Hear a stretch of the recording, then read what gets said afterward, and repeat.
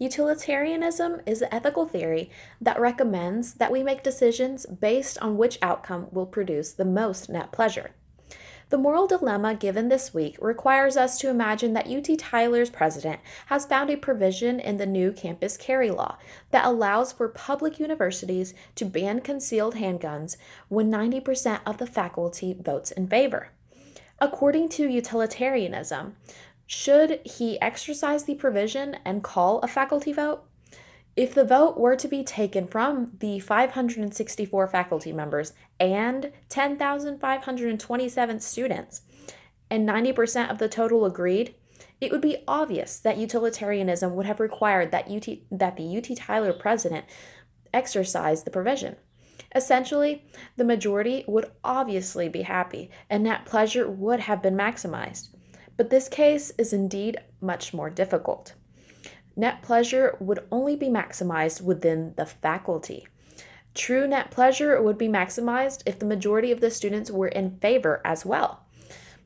When evaluating the situation within a utilitarian perspective, if the vote were to take place and 90% were to agree, even though the majority of the faculty would approve, the student's opinion would go unaccounted for.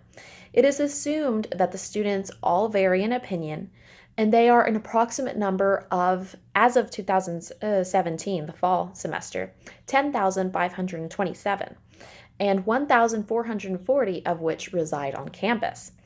As we know, we cannot get inside the heads of 10,000 different students and assume their stance one way or another. But one thing we can do is analyze what would give students pleasure in general when relating to the concealed carry law. Students enjoy feeling secure. Some students feel secure knowing that they can defend themselves with their handgun if necessary. Let's say they make up 40%. On the other hand, others feel secure in the absence of handguns and lack of opportunity to use their handguns for malice. Let's also say they make up another 40%. Others are absolutely neutral and unconcerned about the concealed carry law. Let's say they make up 20%.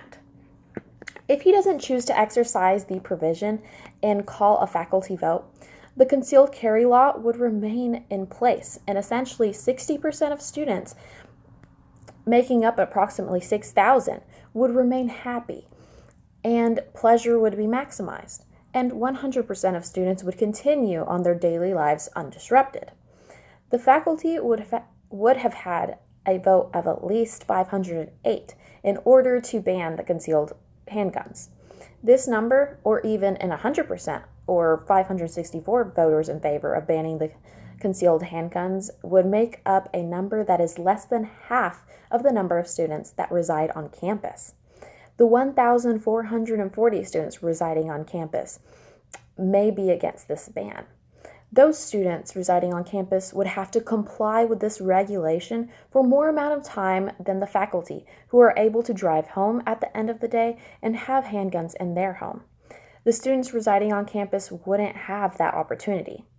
The ethical theory of utilitarianism would require that the UT Tyler president take into account the student-to-faculty ratio of 18:1, meaning that even if all 564 faculty members were to agree to ban concealed carry, the 10,000 plus, and most importantly, the 1,440 who reside on campus would not be accounted for, meaning net pleasure would definitely not be maximized.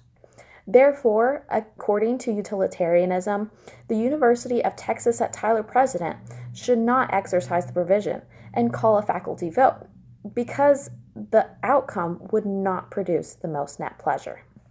Thank you.